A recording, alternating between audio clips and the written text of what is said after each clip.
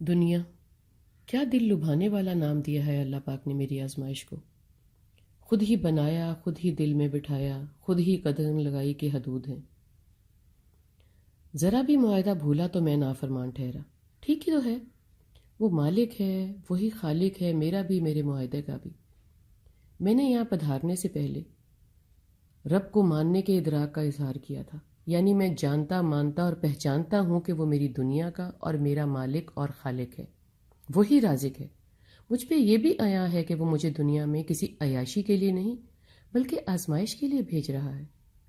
اتنا چی بچی ہونے کی ضرورت نہیں ہے، خود کو کبھی وقت تو دو، تو سب قسمیں وعدے یاد آ جائیں گے۔ سوال یہ ہے کہ یاد آئیں گے کیسے؟ جب مجھ سے عہد لیا گیا تھا تب مجھے وجودی پیدائش ابھی نہیں دی گئی تھی، یعنی دنیا جو میرے لیے متمکن ہونے کی جگہ تشکیل پا چکی تھی، مجھے وہاں نہیں بھیجا گیا تھا۔ یہ سب بات اللہ پاک کے حضور ہو رہی تھی، جہاں پہ ملائکہ اور جن بھی موجود تھے۔ یہ سب اخبار ہم کو القرآن بیان کرتا ہے۔ جب ہم دنیا میں کھبے رہیں گے اور جاننے کے لیے الکتاب کا رخ نہیں کریں گے تو کچھ معلوم نہیں ہوگا، جبھی بھی، کبھی بھی اور ابھی بھی۔ القرآن بتاتا ہے کہ یہ دنیا آزمائش ہے، ایک بات۔ دوسرے یہ بتاتا ہے کہ یہ ہمیشہ رہنے کی جگہ نہیں ہے۔ تیسرے یہ بھی بتاتا ہے یہ دل لگانے کی بھی جگہ نہیں ہے۔ اس سب کے بعد تو معلوم ہو گیا نا کہ یہ دنیا ایک تماشا ہے۔ ہر جان جب اس دنیا میں بھیجی جاتی ہے تو ہر لمحہ وہ ایک دوراہے پہ لا کے کھڑی کر دی جاتی ہے۔ نہ ہی دائیں جانب اس کو قدم اٹھانے کی سمجھ آتی ہے، نہ بائیں۔ مگر ایسا کیوں ہے؟ جبکہ اللہ پاک نے تو انسان میں گوند دیا ہے، اس کی مٹی میں اچھائی اور برائی۔ وہ چاہے تو وہ اچھائی کی طرف قدم اٹھا سکتا ہے، کبھی وہ صحیح سمت اختیار کر بھی پاتا ہے، اور کبھی غلط سمت قدم اٹھا کر بھٹکنے پہ مجبور ہو جاتا ہے۔ اگر دھیان سیدھا کرے تو سیدھی طرف آ بھی جاتا ہے، ورنہ برائی میں دھستا ہی چلا جاتا ہے۔ غلط سمت ایک دلدل کی مانند ہے، جہاں سے واپسی کا راستہ بہت کشٹ طلب ہوتا ہے۔ ہم خود کے سامنے جیسے نئی جان کا آنا دیکھتے ہیں، ویسے ہی جانا بھی دیکھتے ہیں، اور یہ بھی یقین رکھتے ہیں کہ جو بھی اللہ نے دنیا میں نوازا ہے اس کا حساب مانگا جائے گا۔ ذہن میں رکھیں، یہ حساب اللہ تعالیٰ نے لینا ہے، مالک کے حساب کے دن کا۔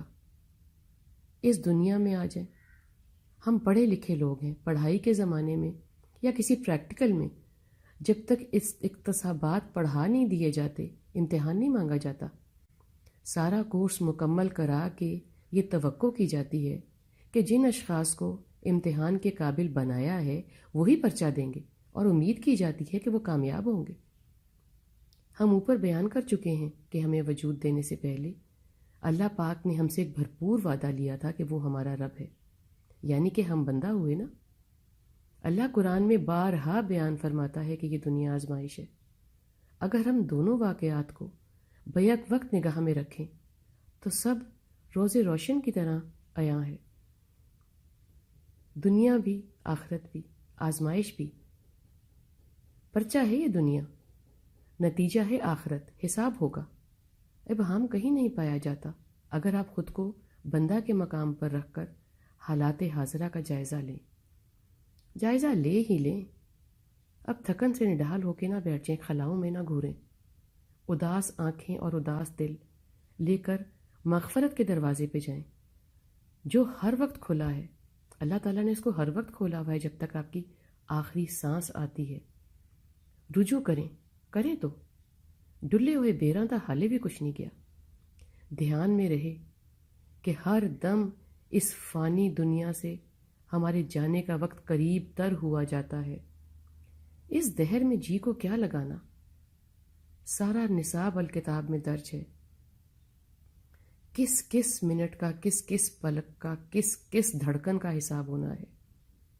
اگر تیاری کہے کے مطابق کر لو، دل سے کوشش تو کرو، تو کم و بیش کچھ تو نتیجہ نکلے گا۔ اور اللہ پاک کا وعدہ ہے کہ وہ ہر ذرے برابر کی ہوئی اچھائی کا بھی بدلہ 10 گنا دے گا۔ کوشش تو کریں۔